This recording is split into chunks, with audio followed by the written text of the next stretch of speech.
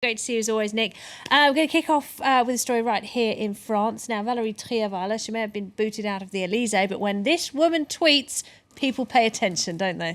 They do indeed. Hi to you, Laura. And of course, yes, Valerie Trierweiler, the former first girlfriend, and the return. Yes, and indeed with a tweet. First of all, let's go to a picture of that tweet itself by Valerie Trierweiler. This is about her support for a person called Maud Versini, who has not seen her three children in 847 days. And this is all to do with a case in Mexico. Hollande is currently in Mexico, and Hollande, well, she says French diplomacy must act. Of course, we can just go to a picture of Valerie Trierweiler there. We can, as a reminder of her, remember she tweeted, didn't she, 2 years ago about supporting... Support for Ségolène Royal, yes. Not Hollande's for ex. Ségolène Royal, but for an opponent of Ségolène sorry, yeah, Royal. for her opponent, so yes, of course. Her tweets are infamous, and of course, that is making the headlines all over the French press. This is Nouvelle Obs saying that this whole event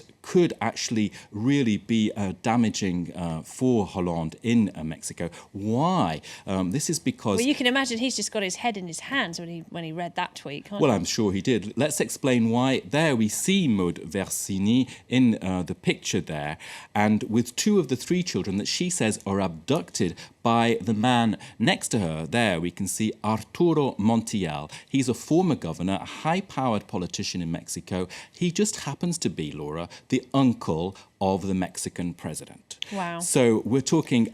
Makes for a tricky time for François Hollande tonight, doesn't it? Indeed. So will there be any discussions about this case between President Nieto of Mexico and Hollande? Of course not officially. Let's go to the Elysee Palace picture of their meeting. There you can see Enrique Nieto and Hollande. Probably, I would imagine, not be talking about this case right now, but Valerie Trierweiler's tweet comes at just that moment. She's alerted all of the French to the issue. Absolutely. And put a bit of pressure on Hollande has already had problems with Mexico, hasn't he, over the Florence Cassez case and various things. He wanted a quiet diplomatic visit, and what has he got? Well, I just want to show this picture of nicer times, perhaps back in January. Happier days. Yes, that was in January when they were cutting the galette de roi. So life, not a gigantic piece of cake for either of them, really. Well, they say revenge is a dish best served cold, don't they, Nick? Anyway, moving on. Staying in South America, though, you've got a bit of a scare story for people hoping to travel to Brazil to see the World Cup.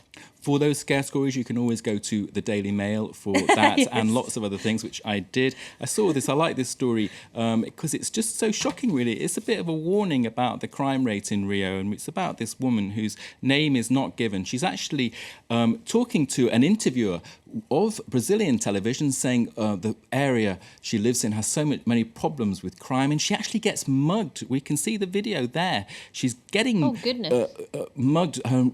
While she's on TV. Yeah, exactly. And the reporter, bless him, has gone after him. Exactly. And what happened was it actually turned out to be a good news story in the end, because she got the necklace. She did keep it because the mugger did not get his hands on it.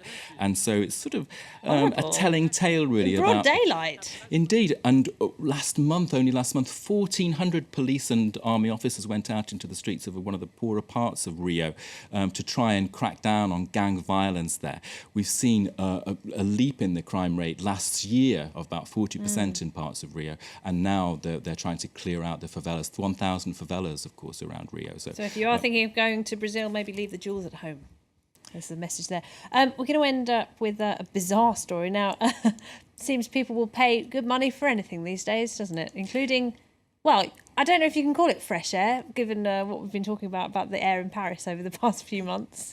Well, look at this guy. It's a Chinese artist who has managed to sell that jar of French air, Goodness not me. particularly fresh air, for the whopping sum of 640 euros. That's in lots of papers, and The Guardian's reporting on it there, you can see. Now, he has taken the air to Beijing to sell it, 640 euros, to protest against the pollution in Beijing. Right, he's and trying parts to of prove a China. point. Well, he maybe should have taken it from somewhere else, though. Well, I mean, it's just crazy. Look at this picture, Laura, a reminder of what it's like in Paris.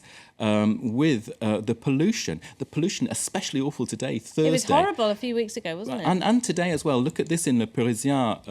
As soon as the sun comes out, the weather, it looks air dreadful, quality doesn't it? goes Paris Mayor Anne Hidalgo there saying, yes, that whole measure that was introduced in March about having alternate days of traffic for cars according to their number plates, she might introduce that more often. It wasn't very popular with Parisians, was But it? Laura, I have a great proposal for you. I have here. What have you got for me there? I've got a jar, and it actually happens to have some excellent French air inside. From?